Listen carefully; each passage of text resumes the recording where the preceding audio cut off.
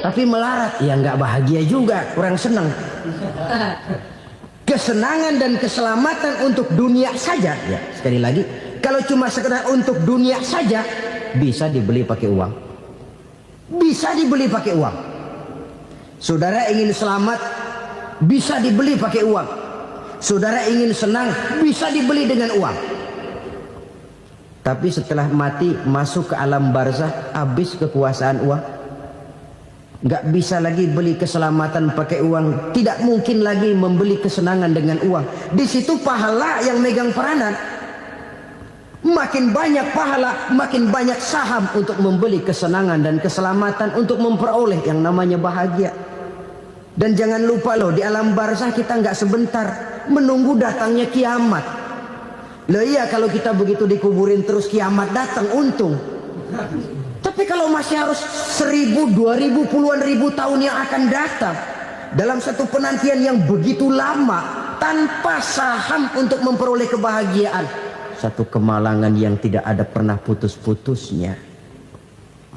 Janganlah tergelincir oleh kebahagiaan sebentar yang menipu dengan mengorbankan kebahagiaan hakiki yang berjangka panjang. Apa artinya senyum sejenak kalau harus ditebus dengan tangis seumur hidup? Biarlah kita minum jamu, pahit memang, getir memang, tapi kan besok badan sehat. Daripada sekarang minum sirup, manis memang, enak memang, tapi bibir pada jontor besoknya. Sirawan, batuk, nggak karu-karuan. Banyak orang tertipu oleh kesenangan yang sebentar. Padahal laisa kullu ma yalma'u zahaban. Belum tentu semua yang berkilat itu emas. Belum tentu semua yang gemerlap itu intan. Karena itu, marilah manfaatkan kesempatan yang diberikan Allah ini untuk mengumpulkan kebajikan yang sebanyak-banyaknya. Yang terakhir sekarang, yang keempat, tanda orang bahagia kata Nabi. Zaujatun salihah. Orang bahagia itu tanda yang keempat kata Nabi, punya istri biar cakep asal taat. Sudah surga itu, cakep taat. Istri kayak gitu, kalau belum mati jangan dikuburin dulu. Sudah cakep taat lagi. Tapi kadang-kadang enggak, udah jelek ngadat melulu. Apa yang mau dipilih? Sebab itu Quran mengatakan istri pakaian untuk suami, suami pakaian untuk istri. Kenapa suami istri diibaratkan pakaian? Alangkah tingginya gaya bahasa Quran ini. Suami istri teman hidup, hidup perjalanan panjang. Sejak kita dalam rahim sudah ada hidup kan di sini. Sampai ke alam dunia, masuk ke alam barzah, kumpul di padang mahsyar, sampai menuju akhirat, itu perjalanan hidup. Carilah istri atau suami teman hidup yang membawa manfaat tidak hanya kehidupan di dunia ini, sampai di alam barzah, sampai di padang mahsyar. Suaminya mungkin meninggal lebih dulu, atau istrinya mungkin meninggal lebih dulu, tapi suami atau istri yang masih hidup berbuat kebajikan. Suami saya meninggal, ada hartanya, saya sedekahkan, niat pahala untuk almarhum suami saya. Ini teman hidup. Tidak dibatasi dan tidak bisa dipisahkan oleh maut sekalipun. Zohirnya mungkin pisah, badannya mungkin pisah, tapi hatinya, jiwanya, kebersamaannya dalam menghadapi kehidupan. Karena itu, saudara-saudara, bahasa Quran indah. Suami istri diibaratkan seperti pakaian. Apa fungsi pakaian? Pertama, pakaian jadi kebanggaan. Artinya suami harus menjadi kebanggaan istri, istri harus jadi kebanggaan suami. Yang kedua, pakaian itu kan fungsinya menutup aurat. Artinya sesama suami istri harus saling menjaga kekurangan masing-masing.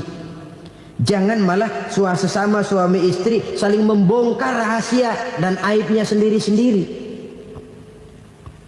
Istrinya diceritain jeleknya di mana-mana, atau suaminya dibongkar rahasianya di pasar umum. Itu sudah tidak lagi berfungsi sebagai pakaian. Kenapa semua ini diperlukan? Karena kita menyadari bangsa yang baik terdiri dari masyarakat yang baik. Masyarakat yang baik merupakan susunan dari warga yang baik.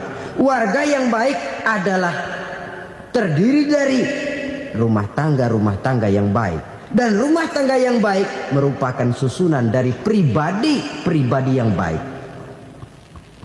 Dari situ langkah dimulai. Membangun satu bangsa yang baik diawali dengan membangun rumah tangga yang baik, dengan menciptakan pribadi-pribadi yang baik. Sehingga dari sini diharapkan berkembanglah nilai-nilai kebaikan. Orang akan bahagia mempunyai istri yang soleh. Kenapa? Tidak ada seorang suami bisa sukses jadi apapun dia, apapun profesinya. Dokterkah, kiaikah, mubalikah, petanikah, pengusahakah, pejabat tinggikah, tidak ada seorang suami yang bisa sukses tanpa peran serta istrinya. Walaupun memang peranan itu tidak begitu kelihatan, tapi sangat menentukan. Karena itu, saudara hadirin yang saya hormati, Islam sangat menghargai kaum wanita, memberikan kedudukan yang tinggi sepanjang tidak mematikan kodrat kewanitaannya. Nah, kalau sudah kesuksesan ini diawali dari rumah tangga, karier di masyarakat mudah untuk dikejar. Tapi keberantakan di rumah tangga merupakan kegagalan pertama di tempat lain. Selalu berusaha menyimpan sesuatu yang bisa membawa manfaat, baik untuk dirinya, untuk anak cucunya, maupun untuk keluarganya, untuk masa kini dan masa depannya.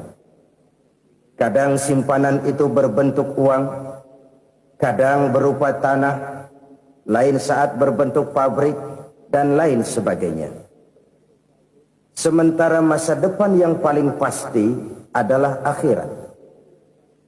Jika untuk masa depan dunia kita rela memeras keringat, membanting tulang, pergi pagi dan pulang petang, menyimpan uang, menyimpan tanah, menyimpan pabrik, pernahkah kita merenung jika satu saat kiamat datang, kita dibangkitkan dari kubur masing-masing, berdiri di padang mahsyar untuk mempertanggungjawabkan seluruh kegiatan hidup kita di dunia ini, lalu kita akan menuju ke alam akhirat.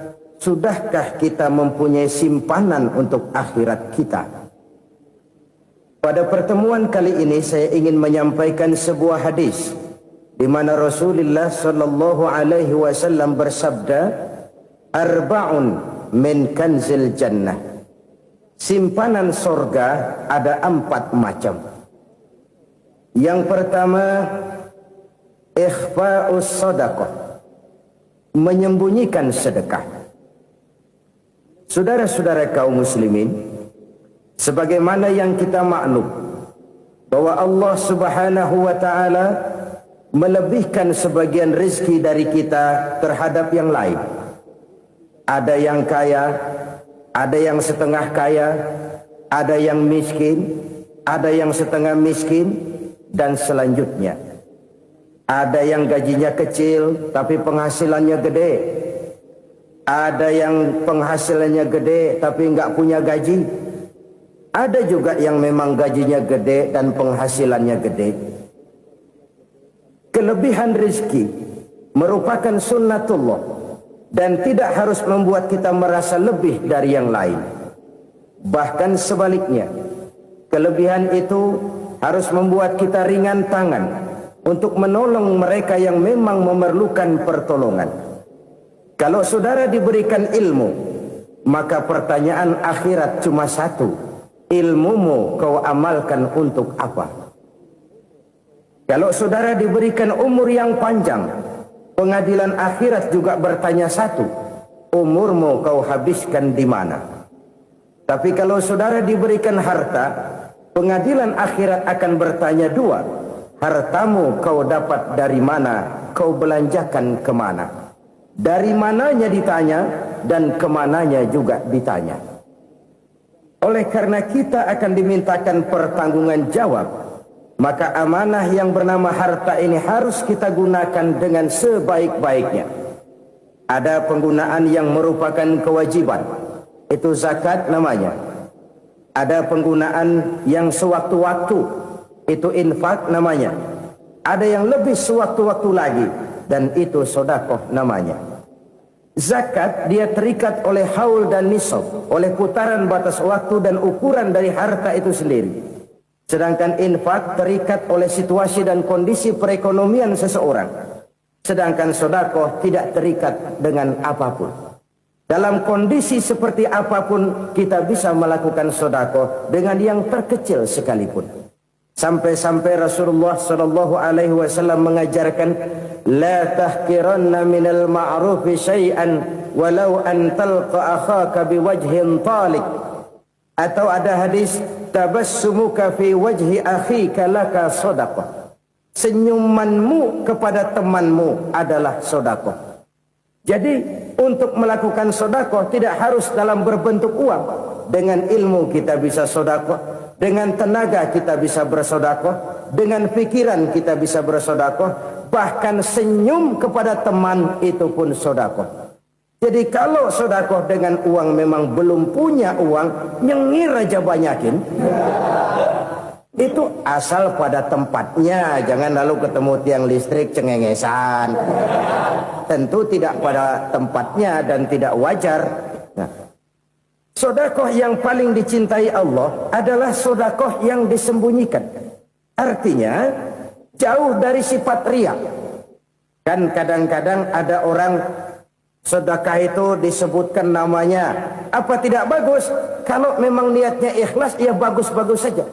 Untuk memberikan sugesti kepada yang lain. Si Fulan bin Fulan nyumbang sekian, diumumkan. Boleh kalau niatnya untuk memberikan rangsangan kepada yang lain supaya dia menyumbang lebih besar dari orang tadi. Tapi kalau itu mendatangkan riya, maka sedekah yang paling dicintai Allah adalah sedekah yang disembunyikan. Tangan kiri saja tidak tahu apa yang diberikan oleh tangan kanan. Sedekah yang dilakukan dengan ikhlas akan merupakan perbendaharaan surga, tersembunyi dari pandangan orang lain, tidak seorang pun tahu. Karena memang sikap yang baik adalah melupakan kebaikan dan mengingat kesalahan. Itu salah satu ciri orang bahagia. Orang yang selalu mengingat kesalahannya dan berusaha melupakan segala kebaikannya. Kalau dia akan ada kebaikan, dia tidak bisa ikut, dia merasa rugi karena dia merasa belum pernah berbuat baik. Tapi kalau akan melakukan kesalahan baru, dia ingat kesalahan yang sudah-sudah, sehingga terhalang baginya untuk melakukan satu kesalahan baru. Demikianlah saudara-saudara, bahwa Allah melebihkan rizki sebagian kita dari yang lain, agar terjadi tolong-menolong dalam kehidupan ini. Jadi kesenjangan yang nature, kesenjangan yang alami, itu sunnatullah. Ada yang kaya, ada yang miskin, ada yang kelas menengah. Nah, kenapa lalu sekarang kita berusaha mengentaskan kemiskinan? Oleh karena adanya kesenjangan struktural. Kalau yang kaya bisa semakin kaya, kenapa yang miskin tidak bisa naik jadi ikut sedikit kaya? Sebab pada dasarnya Islam adalah agama yang sejak turunnya sudah berupaya memerangi kemiskinan. Bahkan dikatakan kemiskinan itu mendekatkan kepada kekufuran. Orang kalau miskin udah dekat banget sama kafir. Gampang menjadi kafir. Berapa banyak saudara-saudara kita yang oleh karena soal perut, oleh karena soal materi, terpaksa meninggalkan dan menanggalkan akidahnya. Menjual petunjuk yang diberikan Allah dengan kesenangan dunia yang cuma sebentar ini. Na'udzubillah, thumma na'udzubillah. Jadi makin kita sembunyikan satu sedekah, semakin banyak perbendaharaan kita di surga. Sedekah yang paling dicintai Allah adalah sedekah yang disembunyikan. Malahan ada seorang sufi, dia punya kebiasaan kalau pergi sholat Jumat dia bawa uang, itu uang dia taruh di bawah tikar masjid. Dia niat sedekah kepada siapa saja yang nemuin itu duit. Maksudnya apa? Supaya yang nemuin nggak tahu siapa yang punya duit. Demikian dia saking ingin menyembunyikan sedekahnya. Karena sifat riya itu bisa memakan amal kita sendiri. Ria itu termasuk menyebut-nyebut kebaikan kita. Orang yang suka nepuk dada, sedikit-sedikit ngitungnya kalau enggak gua. Tuh kalau enggak gua tuh. Tuh yang belah situ, kalau enggak gua. Iya kalau enggak lu kenapa emang? Orang yang suka menepuk jasad. Tuh biasanya memang begitu saudara-saudara. Kalau perang lagi berkecamuk, orang enggak sempat ngaku jadi pahlawan. Tapi begitu perang selesai, yang kagak kenal bedil ngaku pahlawan, Mas. Itu sesuatu yang biasa. Oleh karenanya, orang-orang yang ikhlas dalam bersedekah, disembunyikannya sedekah itu, Allah cinta betul. Malahan ada hadis memberikan jaminan, inna sedaqatal mar'il muslimi tazidu fil umri wa tadfa'u mitatas su'i. Sesungguhnya sedekahnya seorang mukmin tazidu fil umri, bisa menambah umur panjang. Wa tadfa'u mitatas su'i, dan menyelamatkan manusia dari mati secara su'ul khatimah. Jadi siapa yang kepengen panjang umur, banyaklah sedekah. Yang bosan hidup, pelit terus. Sedekah menambah panjang umur dan menyelamatkan manusia dari mati secara su'ul khatimah. Pak, katanya umur itu nggak bisa ditambah, nggak bisa dikurangin. Kapan? Kalau ajal sudah datang. Fa idza jaa ajaluhum la yastakhiruna sa'atan wa la yastakdimun. Kalau ajal datang tidak bisa dimajukan, tidak bisa dimundurkan. Itu kalau ajal sudah datang. Tidak bisa lagi umur ditambah dikurangi, sudah datang. Tapi kalau belum datang, itu kan haknya Allah. Mau ditambah, mau dikurangi, hak prerogatif Allah. Sebagai pencipta manusia, Allah maha kuasa dan maha mampu. Sedekah ini menambah panjang umur dan menyelamatkan manusia dari mati secara su'ul khatimah. Itu orang mati kan sama ya, kondisinya mati, nggak nafas. Tapi hakikat mati kan lain-lain.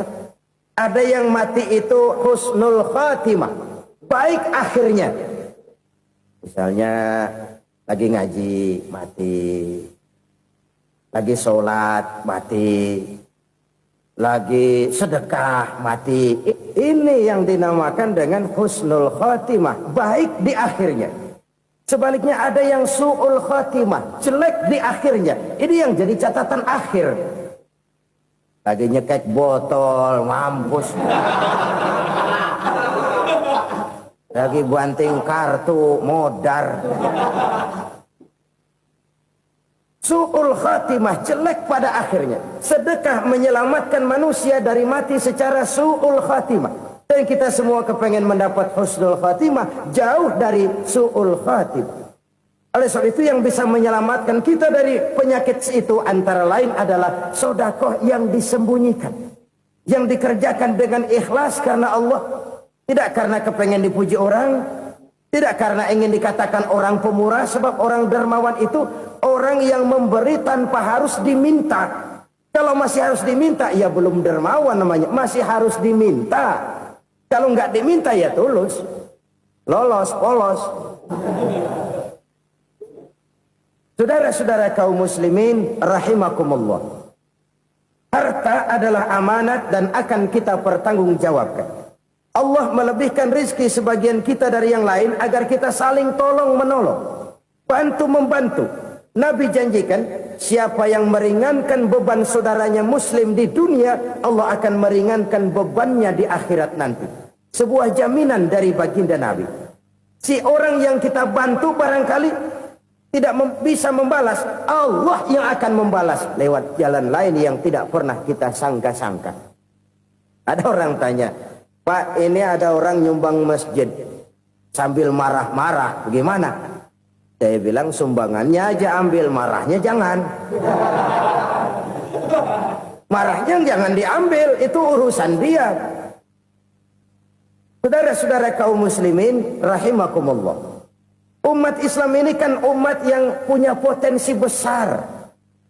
Kadang kita merenung, kenapa kadang-kadang pembangunan masjid kok lambat sekali? Kalau hotel hari ini peletakan pertama, bulan depan peresmian. Supermarket hari ini peletakan batu pertama, minggu depan peresmian. Tapi kalau sudah yang namanya masjid, kadang-kadang peletakan batu pertama sekaligus jadi batu terakhir. 3 tahun, 4 tahun, campur nebar jalak di jalanan, duit dijaring kayak ikan sepat. Apa tidak ada orang Islam yang kaya? Banyak. Apa tidak ada pengusaha muslim yang jadi konglomerat? Ada. Lalu yang belum banyak itu yang komit terhadap nilai-nilai agamanya. Akhirnya kita jatuh jadi umat yang lemah. Belum ada pengusaha konglomerat muslim buka pabrik super mie cap beduk misalnya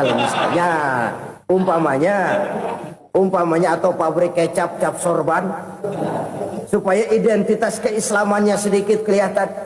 Kita jatuh jadi umat yang lemah karena potensi tidak terinventarisir dengan baik. Kita ini ibarat kompor yang cuma matengin nasi orang lain. Potensi kita dimanfaatkan oleh orang lain. Ukhuwah Islamiyah kita baru terbatas kepada silaturahmi. Ukhuwah di bidang ekonomi kita lemah. Ukhuwah di bidang kebudayaan kita lemah. Apalagi ukhuwah di bidang politik kita lebih rapuh lagi. Padahal ukhuwah itu adalah totalitas kehidupan manusia. Menyangkut ipoleksos bud. Memerlukan nilai-nilai ukhuwah. Jadi oleh karena itu mari kita menyadari. Di dalam harta kita. Walaupun kita yang cari, pergi pagi, pulang sore, peras keringat, banting tulang, di sana ada harta anak yatim. Di sana ada hak masjid. Di sana ada hak pesantren. Di sana ada hak jihad. Berbahagialah seseorang apabila dia oleh Allah dijadikan keran. Keran itu menyimpan air, tapi tidak untuk dirinya, tapi disalurkannya kepada mereka yang memang memerlukannya. Saudara-saudara kaum muslimin rahimakumullah, ini yang pertama. Jadi perbendaharaan surga adalah menyembunyikan sedekah. Orang lain nggak tahu, kita pun nggak pernah ngitung-ngitung. Kita anggap lewat begitu saja, padahal itu deposit akhirat. Satu.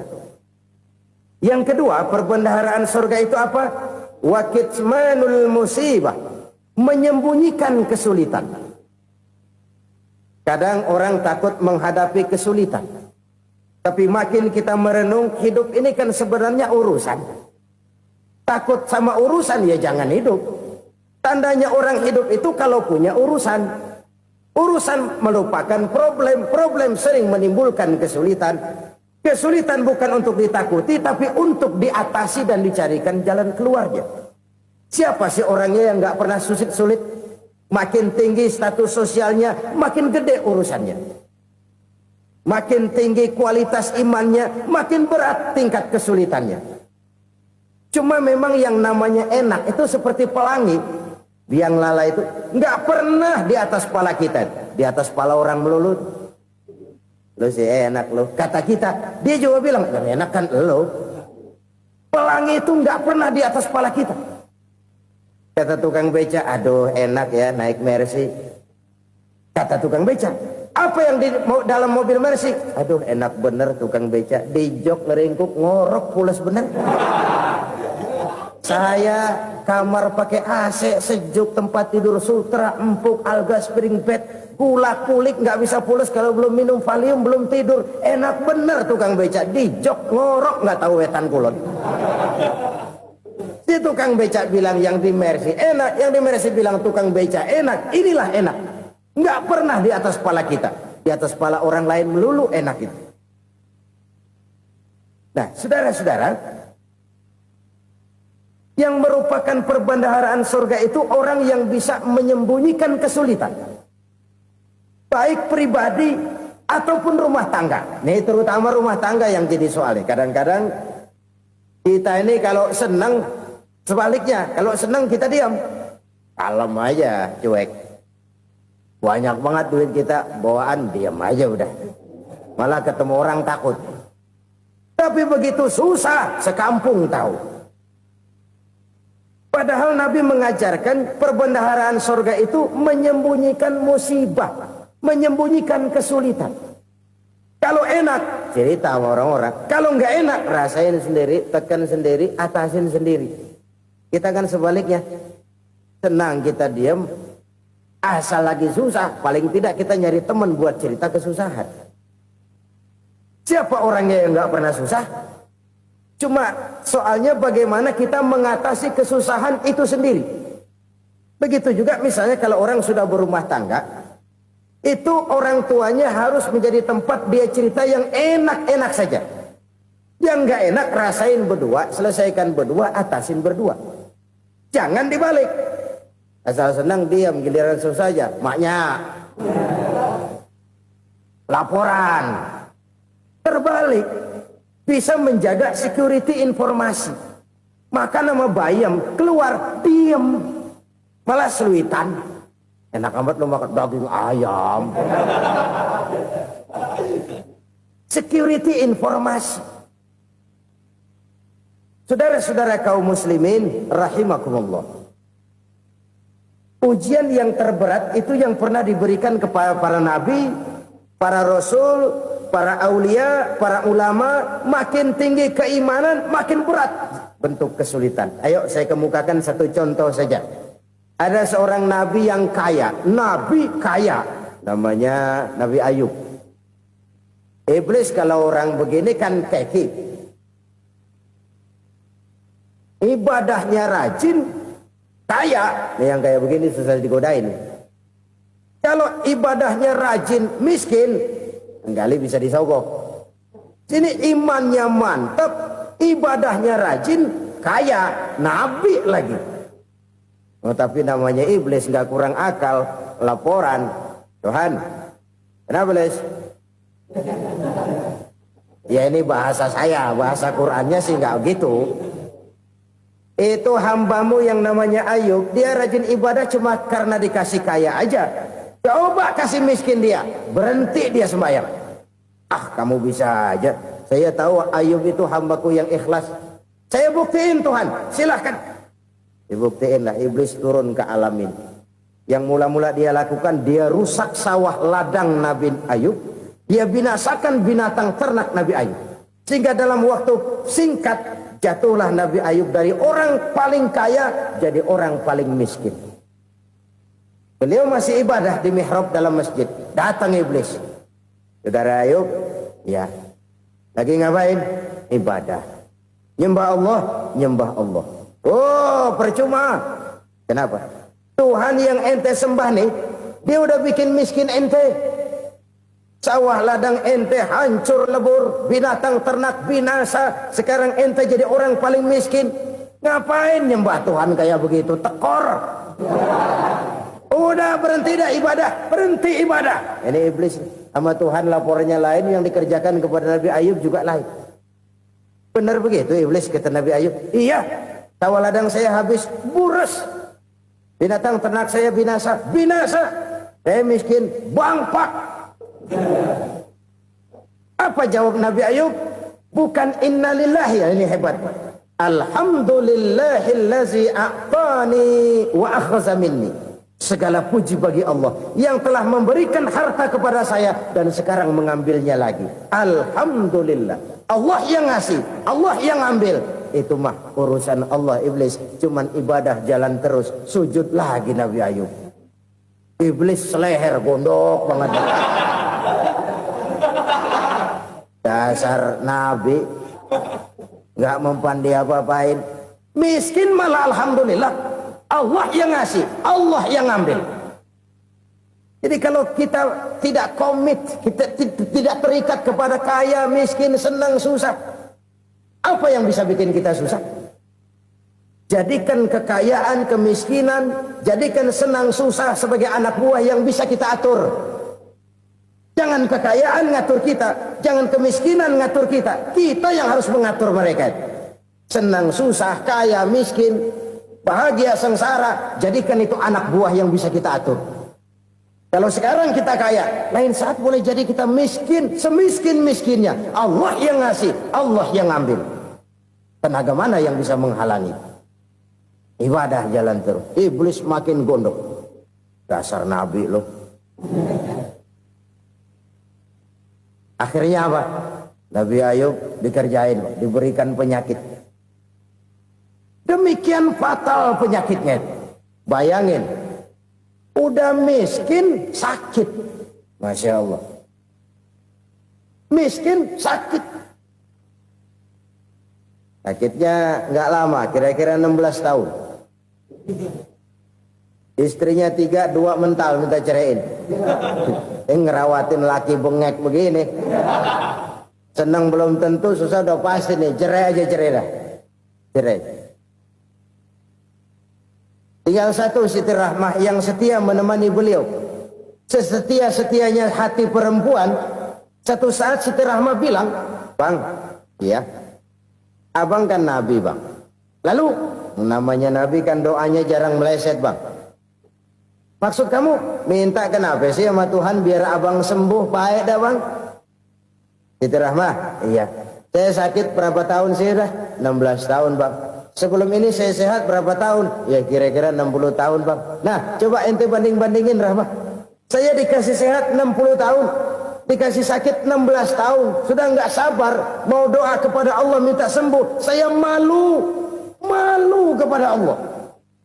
Diuji dengan yang luar biasa seperti ini, tidak mengganggu stabilitas kehambaannya. Dia tetap menghamba kepada Allah Subhanahu wa ta'ala."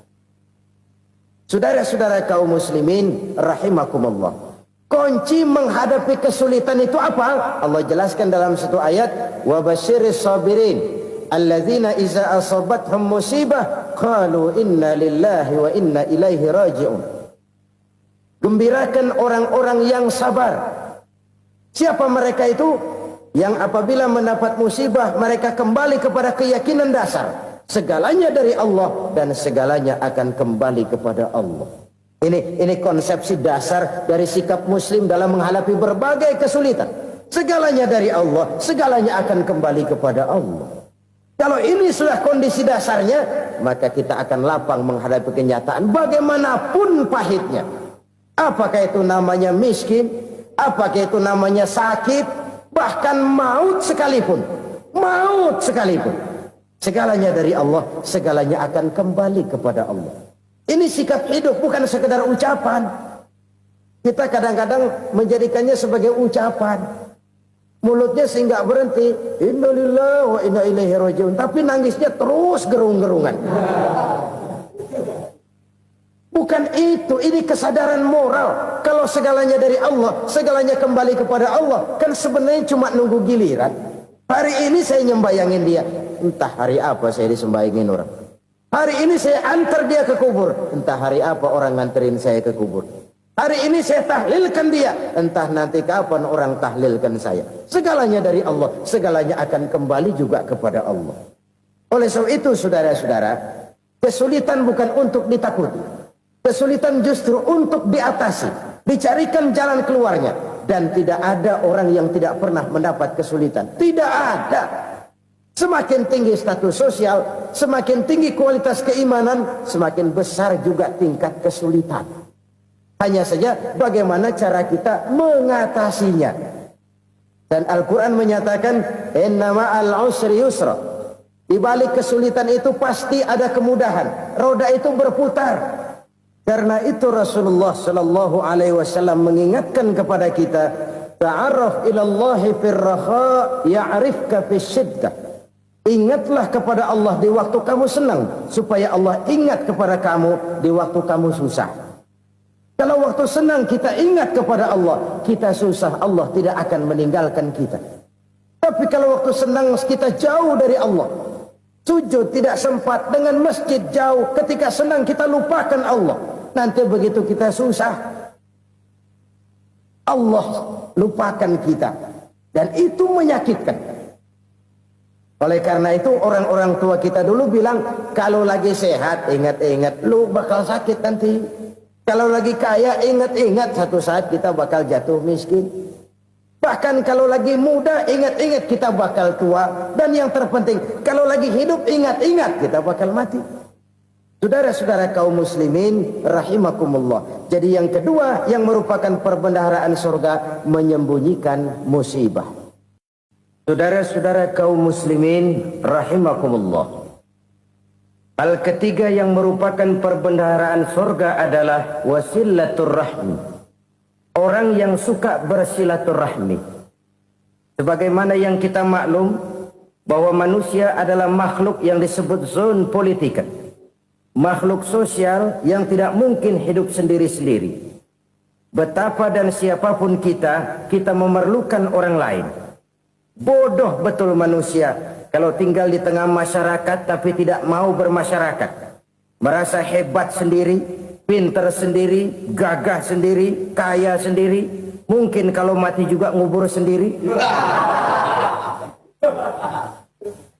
Jangankan kita di sini, di sorga saja Nabi Adam waktu sendirian bengong melulu, mondar mandir.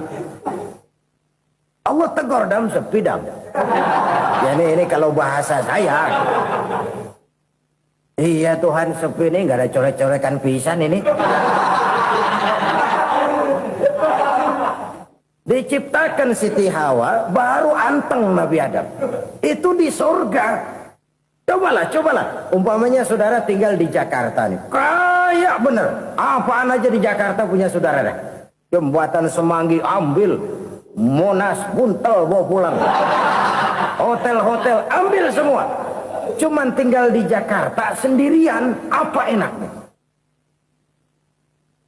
Betapa dan siapapun kita perlu orang lain. Tidak ada seorang pun yang bisa memenuhi kebutuhan hidupnya secara sendiri-sendiri. Nah, Islam telah menyelamatkan manusia dari ras diskriminasi. Mengikat manusia dengan persaudaraan yang berlandaskan kepada akidah. Karena itu dianjurkan bersilaturahmi. Bahkan Nabi menyatakan, man arada ayyubsata lahu fi rizqihi wa yunsa'a fi atharihi falyasil rahimah. Siapa yang kepengen diluaskan rezekinya dan dipanjangkan usianya, banyaklah ia bersilaturahmi. Siapa yang kepengen dimudahkan rezekinya, hendaknya ia banyak bersilaturahmi. Kalau banyak teman, kesulitan kan paling tidak ada tempat cerita. Udah susah, sendirian kita pikirin diri, nggak ada tempat tukar pikiran. Cepet banget sama bengek. Dilawan sendiri. Nah, secara makro kita bisa berkata, tidak mungkin ada kemenangan kalau tidak ada kekuatan. Tidak ada kekuatan kalau tidak ada kesatuan dan persatuan. Tidak mungkin ada kesatuan dan persatuan tanpa semangat silaturahmi. Kalau umat Islam mau menang, dia harus kuat. Kalau umat Islam mau kuat, dia harus bersatu. Kalau umat Islam mau bersatu, dia harus membudayakan silaturahmi ini. Bahkan sampai-sampai kata Nabi, kalau bisa cari nilai tambah. Apa? Silman qata'ak. Bersilaturahmilah kau kepada orang yang marah denganmu. Masya Allah, indahnya ajaran agama kita. Orang yang marah pun kepada kita, kata Nabi, kalau bisa bersilaturahmilah kepadanya, kepada orang yang marah itu. Di situ nilai tambah.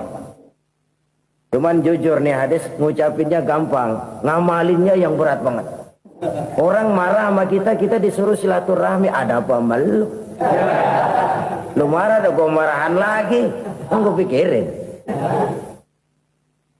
Saudara-saudara kaum muslimin rahimakumullah.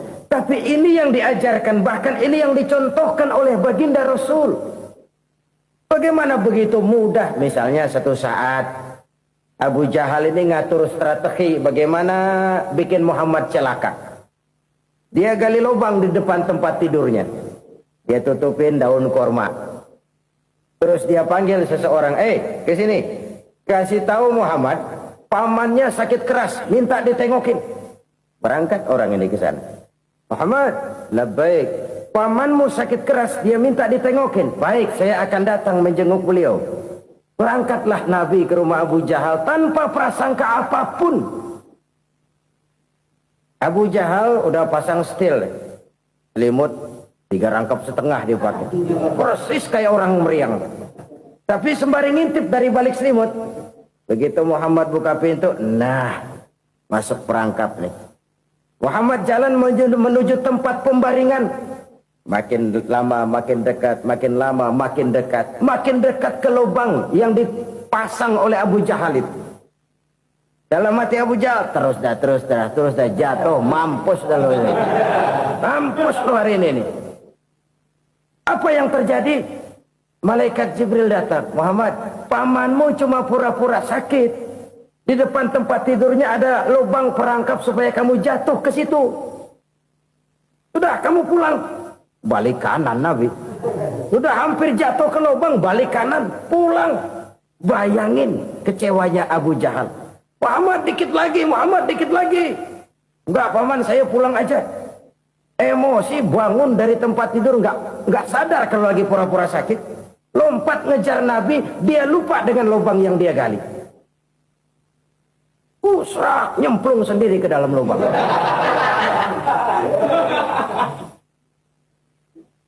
Nabi terus berlalu. Ini terjadi keanehan. Jatuh ke lubang yang dia gali itu sebenarnya nggak terlalu dalam ya. Antara 3-4 meteran lah. Tolong saya jatuh ke lubang ini. Datanglah pelayan-pelayannya itu. Angkat saya dari sini. Oh, yang ngulurin tambang. Satu gulung, belum juga nyampe itu tambang. Kurang, beli lagi ke warung. Sambung, ulur lagi, nggak juga bisa sampai. Wah, ini kerjaan Muhammad ini. Tolong, siapa salah seorang kamu ke rumah Muhammad? Kasih tahu, encangnya kecebur. Minta ditolongin. Sampaikan kepada Rasul. Kenapa? Pamanmu jatuh ke lubang, Muhammad minta tolong diangkatin. Tambang udah nyambung-nyambung, nggak nyampe juga. Ya, nanti saya datang, saya tolong. Cobain. Nyata-nyata orang berniat jahat mau mencelakakan dia. Datang dia menolong. Ini yang disebut air tuba dibalas air susu ya ini. Bukan sebaliknya. Air tuba dibalas air susu. Paman, kecebur ya? Iya Muhammad, tolongin nih. Pegang tangan saya.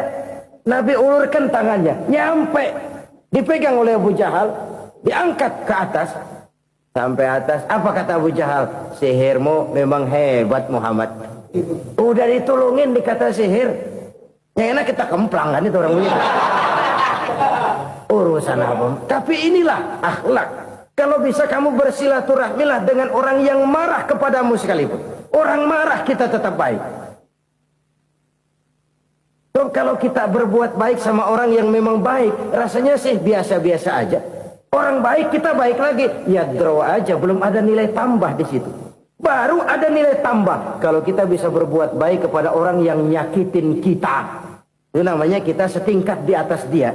Dia sakitin kita, kita berbuat baik sama dia. Dia pelit sama kita, kita baik sama dia. Dia marahin kita, kita deketin dia. Di situ kita punya nilai tambah. Jadi siapa yang ingin diluaskan rezekinya kata Nabi dan dipanjangkan umurnya, hendaklah ia banyak-banyak bersilaturahmi. Sederhana sebenarnya silaturahmi, tapi silaturahmi membangkitkan semangat kesatuan dan persatuan. Kesatuan dan persatuan melahirkan kekuatan. Dalam matematika 1 ditambah 1 pasti 2. Tapi di tengah masyarakat, 1 orang takut ditambah 1 orang takut, hasilnya jadi 2 orang setengah berani. Kenapa setengah berani? Karena udah berdua. Tadi pan takut sendirian. Kalau dia kumpul turu-turu takutlah jadi berani. Kita yang lemah, kita yang tidak berdaya, kita yang miskin, kalau mau kompak bersatu, apa yang nggak bisa kita kerjain? Apalagi tinggal di kota besar, pilihan cuma 2. Bertahan atau minggir. Bertahan atau minggir. Untuk bisa bertahan harus mampu bersaing. Untuk mampu bersaing harus punya keahlian. Keahlian harus ditunjang dengan pendidikan. Ditambah oleh kekompakan sebagai umat. Udah miskin mencar mulu, orang injak kita. Orang nggak pandang urusan apa yang malu. Oleh karena itu silaturahmi pada hakikatnya merupakan roh dari ukhuwah yang diajarkan oleh agama kita.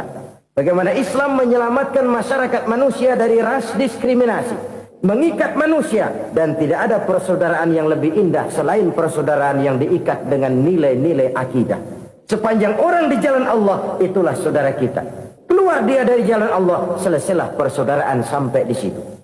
Karena itu, kalau ingin menyimpan sesuatu di surga, banyaklah bersilaturahmi. Datang ke rumah ini, datang ke rumah itu, dan lain sebagainya. Itu simpanan kita di akhirat nanti. Ini yang ketiga. Saudara-saudara, yang keempat, perbendaharaan surga itu apa? Wa qawlu la hawla wa la quwwata illa billah. Ucapan la hawla wa la quwwata illa billah. Ibadah kan ada yang berat, modalnya besar. Bangun masjid berat, modalnya besar. Bangun rumah sakit berat, modalnya besar. Ada ibadah yang berat, tapi modalnya ringan. Misalnya puasa. Puasa itu berat, mengendalikan nafsu. Kalau sekedar nggak makan nggak minum sih enteng. Mengendalikan nafsu itu jihad terbesar. Tapi kan modalnya ringan, cuma niat saja. Ini ibadah berat, modalnya ringan. Ada ibadah yang ringan, modalnya juga enteng. Seperti termasuk ucapan la haula wa la quwwata illa billah. Tanpa sadar, la haula wa la quwwata illa billah. Nyelengin tuh di surga. Nyelengin, kita nggak terasa. Nyelengin simpenan akhirat. La haula wa la quwwata illa billah. Nyimpan lagi. Kaget. La haula wa la quwwata illa billah. Nyimpan lagi. Banyak simpenan. Walaupun sebenarnya yang dimaksud di sini adalah kesadaran batin. Bahwa tidak ada daya dan kekuatan kecuali Allah. Itu intinya. Kita memulai pekerjaan disunahkan baca bismillah, kan begitu. Apa itu? Kesadaran moral. Bahwa ini saya bisa kerjakan. Saya kerjakan ini dengan menyebut nama Allah. Kenapa? Kalau Allah tidak memberikan daya dan kekuatan, mana mampu saya kerjakan ini. Maka saya kerjakan ini dengan menyebut nama Allah. Bismillah. Kesadaran moral. Manusia hanya wajib berusaha, tapi nggak pernah wajib berhasil. Banyak hal-hal yang kalau kita renungkan secara rasio nggak mungkin, tapi jadi kenyataan. La haula wa la quwwata illa billah. Tidak ada daya dan kekuatan kecuali bagi Allah semata-mata. Kesadaran moral akan kelemahan dan keterbatasan makhluk bernama manusia. Kadang kita kagum dengan otak, tapi kita sering lupa sama yang bikin otak. Padahal bagaimanapun hebatnya otak, yang bikin otak pasti lebih hebat dari otak. Nggak percaya, silahkan otak-otakan. Inilah kecenderungan. Kita kagum dengan pesawat-pesawat mutakhir, bukan main besi gede banget terbang itu. Alangkah hebatnya. Lalu apa yang bikin otak tidak lebih hebat dari itu semua? Kita puji laut. Apa yang bikin laut tidak lebih hebat dari laut itu? La haula wa la quwwata illa billah. Tidak ada daya dan kekuatan kecuali Allah. Apa yang bisa kita lakukan? Kalau tidak karena daya dan kemampuan yang diberikan oleh Allah kepada kita. Lahirlah sikap tawadu, rendah hati. Tidak melonjak menjadi angkuh dan sombong. Sadar akan kelemahan dan keterbatasan diri. Sebagai makhluk yang diciptakan oleh Allah subhanahu wa ta'ala. Jadi satu sisi ini ucapan yang berpahala. La haula. Jadi wiridan. Pada sisi lain ini kesadaran moral. Sikap mental. Kesadaran batin. Bahwa yang punya daya dan kekuatan itu cuma Allah. Kita nggak pantas untuk sombong. Sebab sombong itu pakaiannya Allah. Kita nggak sedang pakai pakaian Allah. Kegedean. Dan makin kita renungi, makin terbentur. Apa sih yang bisa kita sombongin? Kita mau sombong apa? Kaya? Pintar? Itu kan semua relatif. Di atas langit masih ada langit lagi. Jadi oleh karenanya, marilah kita menyadari. Manusia hanya wajib berusaha, tapi tidak pernah wajib berhasil. Yang berusaha saja tidak wajib berhasil, apalagi yang tidak berusaha. Islam bukan agama orang pemalas yang selesai sholat lalu enggelohom, enggelenggem ayem-ayem. Tapi Islam bukan agama orang sombong yang setelah berusaha lalu tidak memerlukan Allah. Kita bisa saja bikin proyeksi, tahun sekian kita bakal panen besar menurut perhitungan otak. Tapi ada kejadian lain. Apa? Tikus ngambek. Habis itu dimakanin tikus, panen gagal. proyeksi rasional gagal oleh tikus-tikus yang ngambek itu. Bisa saja terjadi. Tahun depan kita panen besar. Urung. Kenapa? Musim panas panjang. Dan sekarang ini koran-koran bikin berita musim mengalami penyelewengan. Bukan cuma manusia yang nyeleweng sekarang. Musim pakai nyeleweng. Mestinya kan musim hujan udah selesai. Masih hujan-hujan juga. Musim. Nah sekarang kita boleh bikin proyeksi. Kita bakal panen besar. Tahu-tahu musim panas panjang. Sawah retak, air kering. Cari teknokrat yang paling botak. Suruh pendekin tuh musim panas. La haula wa la quwata illa billah. Inilah kesadaran moral. Saudara, saya teringat satu saat ada seorang konglomerat. Umurnya ya kira-kira 70-an. Satu saat dia ditanya oleh wartawan. Pak, umur Bapak berapa sih? Ya paling 10 tahun. 10 tahun? 10 tahun? Anak Bapak berapa orang? Satu saja? Satu. Harta Bapak berapa? Ya paling-paling bangsa 7 juta kali. 7 juta? Iya. Pak, kenapa Bapak bohongi saya? Bapak punya buku biografi. Koran-koran, majalah-majalah banyak memuat cerita riwayat hidup Bapak. Saya tahu umur Bapak 70. Kenapa bilang cuma 7 tahun? Saya tahu anak Bapak 8. Kenapa cuma bilang 1? Saya tahu harta Bapak miliaran, mungkin triliunan. Pabrik di mana-mana, bank di mana-mana. Kenapa bilang uang Bapak cuma 7 juta? Nah, kata si konglomerat tadi, kamu benar nak, kamu benar. Umur saya kalau jumlahnya memang 70 nak. Cuman ingat-ingat saya, baru 7 tahun terakhir ini saya sujud. Baru 7 tahun terakhir ini saya berusaha dekat dengan Allah. Saya laksanakan perintahnya, saya jauhi larangannya. 7 tahun inilah rasanya yang ada nilainya di hadapan Allah. Yang 63 tahun matong, kelabu, kelem umur gue. Habis untuk maksiat, untuk munkarat. Maka ketika ditanya tadi, umur saya 7 tahun itu. Oh begitu Pak. Oh iya. Lalu anak Pak. Anak Bapak kan 8. Kenapa bilang cuma 1? Nah, kalau jumlah hitungannya memang anak saya 8. Tapi dari 8 orang ini rasanya cuma 1 nih. Yang bakal jadi buah hati, belahan jantung. Pelanjut cerita, penerus sejarah. Bakal jadi anak soleh yang akan mendoakan saya. Cuman 1 rasanya anak saya ini yang bakal jadi buah hati saya. Besar-besaran saya. Yang akan mendoakan di kubur saya. Yang akan mendoakan di akhirat saya. Yang 7 orang mana? Masya Allah. Yang 1 tenggeng. Yang 1 nyekek botol ngolo. Yang 1 nggak karu-karuan. Makanya saya bilang 1 anak saya yang akan bisa mendoakan saya. Oh begitu Pak. Iya. Nah harta Pak. Harta Bapak kan triliunan. Pabrik Bapak di mana-mana. Uang Bapak hampir di tiap bank-bank besar. Kenapa bilang cuma 7 juta? Betul kau nak. Harta saya kalau jumlahnya memang miliaran, triliunan mungkin. Tapi yang saya ingat baru 7 juta tuh yang saya belanjakan di jalan Allah. Saya nyumbang masjid. Saya santuni yatim piatu. Saya bantu pembangunan pesantren. Saya bantu pembangunan rumah sakit Islam. Itu yang akan saya bawa pulang ke akhirat. Yang 7 juta itu. Yang triliunan itu nanti akan diperebutkan oleh anak-anak saya sebagai waris saya. Jadi harta saya 7 juta itu yang bakal nemenin saya di akhirat. Yang akan saya bawa pulang jadi teman saya. Saudara-saudara kaum muslimin, jangan-jangan orang tua itu adalah kita-kita ini. Jangan-jangan kita-kita ini adalah orang tua itu. Jangan-jangan itu potret dari diri kita masing-masing. Dari sekian umur yang diberikan Allah, berapa tahun yang ada nilainya di hadapan Allah. Dari sekian anak-anak yang merupakan amanah, berapa yang akan mendoakan kita sebagai orang tuanya menjadi anak soleh. Dari sekian banyak harta yang diberikan Allah, berapa yang akan kita bawa pulang menghadapnya nanti, yang kita belanjakan di jalan Allah. Ini sebuah potret kehidupan.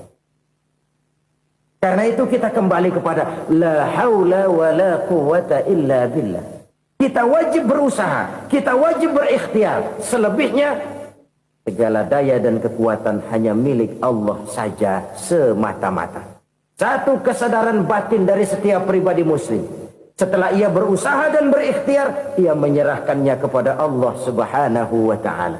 Jadi satu sisi ini merupakan wiridan ucapan yang mengandung pahala. Pada sisi lain ini merupakan sikap batin dari seorang muslim di dalam ia menghadapi realitas kehidupan ini. Saudara-saudara kaum muslimin rahimakumullah.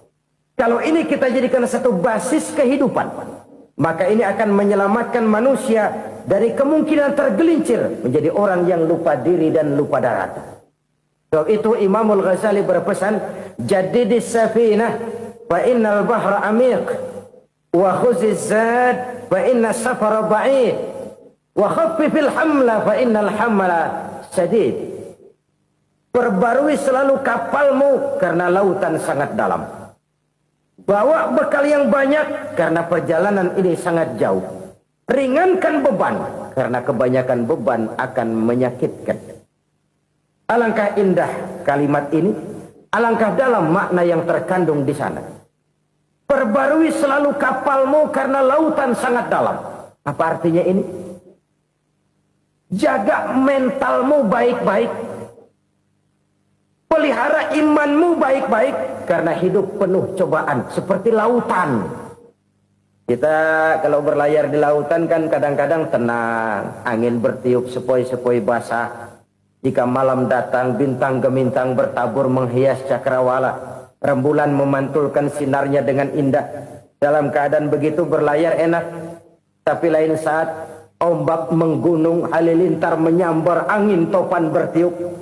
Berapa banyak sudah saudara-saudara kita yang tenggelam di lautan dunia tanpa sadar bahwa dia belum sampai kepada pantai yang akan dituju. Berapa banyak sudah saudara-saudara kita yang tenggelam di lautan dunia ini tanpa sempat bangkit lagi.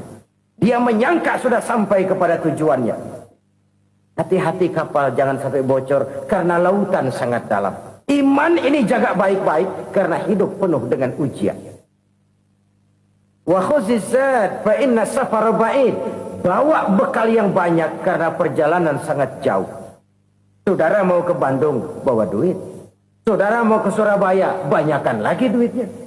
Saudara mau ke Mekah, gepokan, iketan tuh duit nggak lembaran lagi. Makin jauh perjalanan, makin banyak bekal yang harus kita bawa. Kalau saudara dari Jakarta mau ke Surabaya, kagak bawa duit berangkat juga, itu sih bukan berani namanya, nekat.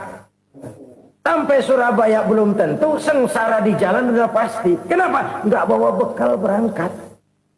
Sama juga kita nih, misalnya belum sempat sembahyang, mati. Waduh, berani banget orang.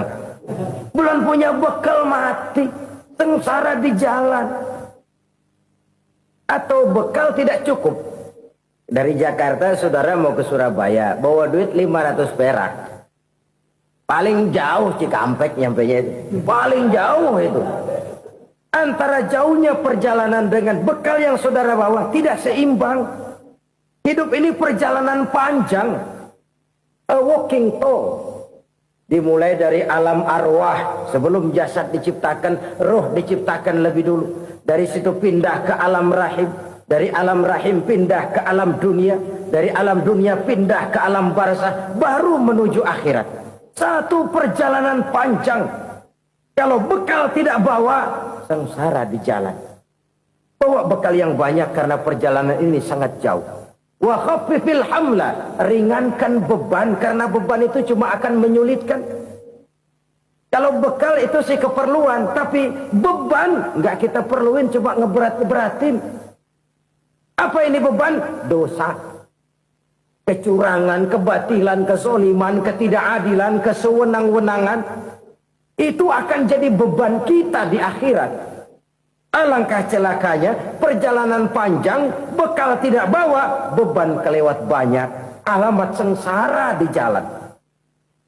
Pahala tidak ada, dosa berlipat ganda.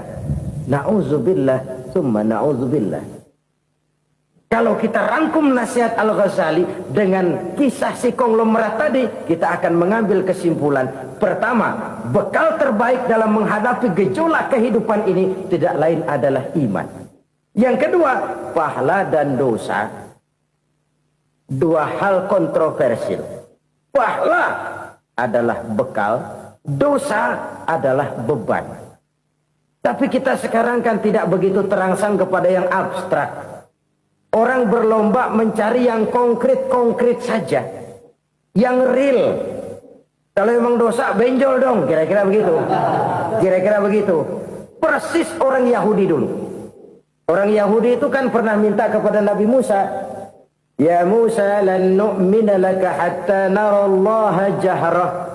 Musa, kami nggak bakal mau beriman kepada Allah kalau belum kami lihat Allah ada nongkrong di depan kami.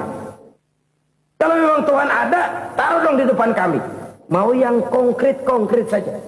Kalau memang dosa, benjol dong. Kalau memang pahala, berasa dong. Orang terangsang kepada yang real, yang konkret-konkret saja. Karena itu, untuk mengejar dosa, orang mau bayar. Tapi untuk mengejar pahala, walaupun tidak bayar, orang segan. Ini yang dikatakan oleh Nabi. Kamu mengharapkan ke surga, tapi kamu berat melaksanakan sesuatu yang bisa membawa kamu ke surga. Kamu ingin jauh dari neraka, tapi tiap saat kamu lakukan perbuatan-perbuatan yang justru menjerumuskan kamu ke neraka. Idda'aitum an-najata minan nar wa ramaitum fiha anfusakum. Kamu ingin selamat dari neraka, tapi kamu lemparkan diri kamu ke neraka. Kamu ingin masuk surga, tapi berat sekali kamu melakukan perbuatan-perbuatan yang bisa menyampaikan kamu di surga. Saudara-saudara kaum muslimin rahimakumullah. Jadi hal keempat yang merupakan perbendaharaan surga adalah la haula wa la quwwata illa billah.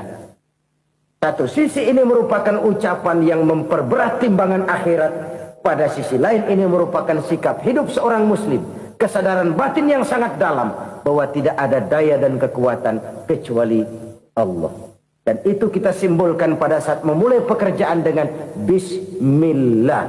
Dengan menyebut nama Allah. Satu kesadaran moral. Saya hanya bisa melakukan ini karena diberikan daya dan kekuatan oleh Allah. Lahirlah sikap tawadu, rendah hati, tidak melonjak menjadi angkuh dan sombong. Saudara-saudara, sampai sini dulu jumpa kita kali ini. Semoga 4 perbendaharaan surga ini dapat kita lakukan, yang kelak akan merupakan bekal kita di kemudian hari nanti. Amin ya rabbal alamin. Terima kasih atas segala perhatian. Mohon maaf atas segala kekurangan. Usikum wa iyaya bitaqwallah. Wassalamualaikum warahmatullahi wabarakatuh. Waalaikumsalam warahmatullahi wabarakatuh.